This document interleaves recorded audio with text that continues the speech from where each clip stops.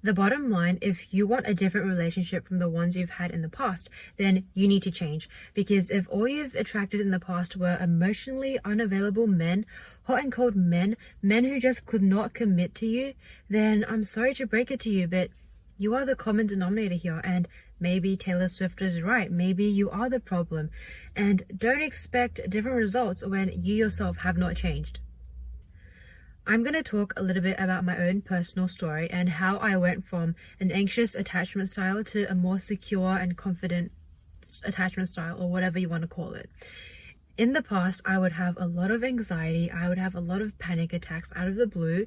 My mind always had something to be anxious about, especially in relationships, especially regarding the other person and the person I was in a relationship with, right? So I would have all these what if thoughts, what if they leave me? What if they do this? What if they don't love me anymore? What if they blah, blah, blah? Like all these what if thoughts, right? And I would also get very attached, but then I'd want to pull away. So I couldn't really find a middle ground, and I'd have a lot of emotional highs and lows in the relationship, and I could just not find a stable grounding for myself. I would always take things super personally. I'd always be super anxious about whether they are going to leave me one day, if they stop loving me one day, all these random thoughts, right? I'd have a tendency to fixate on my partner rather than myself. The first thing that I did to heal my anxious attachment style is to stop identifying with the fact that I have an anxious attachment style, okay? Because if you keep telling yourself, oh, I got an anxious attachment style, I have so much anxiety, you're just reinforcing that identity for yourself and that unconscious attachment to that anxiety. And you don't want that. You want to be detaching from that anxiety, realizing that you are not this anxiety that you are experiencing. You are separate from that anxiety. So instead of calling yourself an anxious person or a person with anxious attachment style, just say that you have anxiety from time to time. You experience anxiety occasionally here and there, and leave it at that, because your words hold power. So don't keep saying, I am an anxious person, because you are just reinforcing that identity for yourself. Acknowledge where you are now. Know that where you are right now is not set in stone. It is not set in stone, okay? Where you are right now, who you are as a person is literally fluid. It's flexible. You are not confined by any label, by any restriction, any limitation, except for the one that you put on yourself. So don't put yourself in any box, and be open to change. That's the most important thing here. You have to be open to changing yourself, because if you're not open on changing yourself, then nothing is possible. You're not going to be able to change. And therefore, you're not going to be able to manifest that dream relationship that you actually want. Remember that the focus is not on changing other people or manipulating other people or manipulating the circumstances outside of you, but on changing yourself completely and truthfully. The next thing that I did was to become super, super aware, because you need to become aware in order for you to step out and detach from that autopilot default way of thinking. And your default way of thinking right now is probably a lot of anxious thoughts, a lot of anxious thought patterns about, what if your partner does this or that, or what if they blah, blah, blah, right? So you got to become aware of them and then detach from them and realize that these thoughts that you are having is not actually a part of who you are. And realize that on an unconscious level, you are choosing those thoughts again and again, even if you're not aware of it. So become aware of it. Realize that you keep coming back to those thoughts because that's what feels familiar to you. Make the choice to choose differently, okay? You have to choose differently. That's how you become a different person, by choosing a different choice, choosing a different choice from what your past self might have done. So number one, have awareness of the thought, detach from the thought, and choose differently. If you are like me, then you probably also have a tendency to fixate on your love interest or your partner and always wonder, what are they up to? What are they doing? Are they thinking about me? Why haven't they replied to my text yet? It's been XYZ hours, blah, blah, blah. What you want to do is to take the focus off of them and place it on yourself.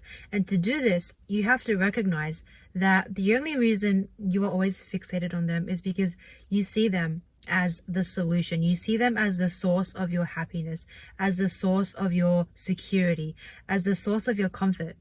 So instead of asking from them every time, what you need to do is to start asking and giving to yourself.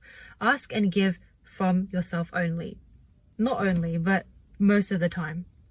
You have to start viewing yourself as the solution rather than your partner, because the reason that you are so fixated on the partner is because you believe that they can give you something that you can't give to yourself. And that's why you're always looking towards them for reassurance, for some source of validation, for some, some comfort or whatever you're looking for, some love. You can give that love to yourself. Learn to do those things for yourself. Learn to ask and give from yourself. The other thing that I also did was learn not to act on your impulses or your urges. So for example, when I noticed that I'm getting the urge to reach out to my partner, ask for some validation over something very minor, I don't act on it. I have the urge, but I don't act on it.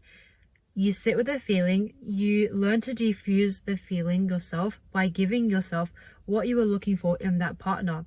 And gradually, you're going to get comfortable with this feeling, and the feeling's no longer going to be itching for some validation or craving for some source of thing that you want from the partner. You also need to start seeing yourself as a confident, secure person. There needs to be an identity change. How would a confident and secure person show up? How would they act? How would they think? Try and copy that and familiarize yourself with the feeling and the behavior of already being someone who's confident and secure and their own source of validation, their own source of happiness, not needing to rely on someone else for that source. How would that feel for you? Get familiar with that feeling. And even if it feels a little bit funny at first, that feeling is going to become more natural to you once you start taking it on more and more and letting it become part of who you are. You need to understand that who you were yesterday does not have to define who you are today or how you want to show up today, right? Like your past experiences, what happened in the past, what you thought in the past, the identity that you took on in the past does not have to play a factor in who you want to be today.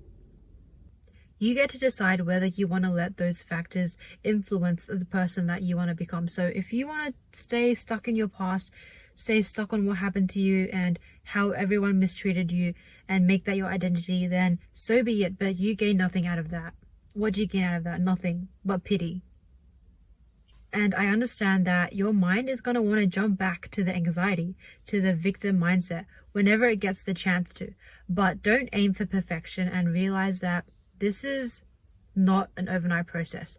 You got to be consistent at doing this work and choosing differently. That's really what it boils down to, realizing that you have a choice in how you want to show up, who you want to become, and making a choice different from how the past version of you would have done. That's how you change. That's ultimately how you become a different person and change.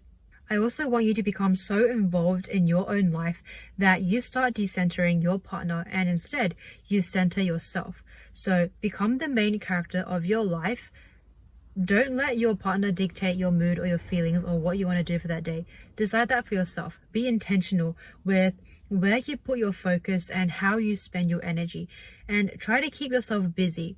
Not in the sense where you have to physically do these taxing tasks, but more so be intentional with your time. Be busy by keeping your energy and your time and your focus focused. Keep yourself busy by keeping your energy focused and directing your energy on where you actually want the energy to go.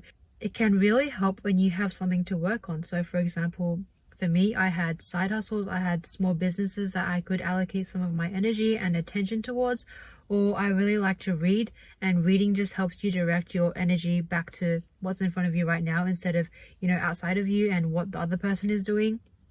So have something going on for you outside of that romantic relationship. Be intentional with what you choose to do and keep yourself busy doing things that bring you more clarity, more discipline, more focus, and more happiness. Have something going on for you in your life outside of your relationship. When you have nothing going on in your life outside of the relationship and you're all alone in your room, nothing to do, obviously your mind is going to want to go back to the anxious thoughts and fixate on the other person. So make sure you don't put yourself in an environment that makes you likely to have these anxious thoughts. And that's what I mean by being intentional with where you put your energy, where you put your focus. make sure you put yourself in an environment that is cultivating you rather than keeping you feeding on that anxiety and that lack and that doubt. And remember, this is not about perfection. You don't have to focus on eliminating all of the anxiety in your nervous system and never having to feel anxiety ever again. Because trust me, I still do feel anxiety from time to time, and that's completely fine because I now have the knowledge and the skill set to navigate through that anxiety and diffuse that anxiety on my own without centering my entire life around the anxiety. So you got this, guys. I know that it's possible for you. Everything is possible if you put your mind to it. And thank you guys for spending your time with me in my car. I hope you guys enjoyed the video. If you did, like and subscribe. And as always, dream big, and I will catch you guys next time. Bye bye.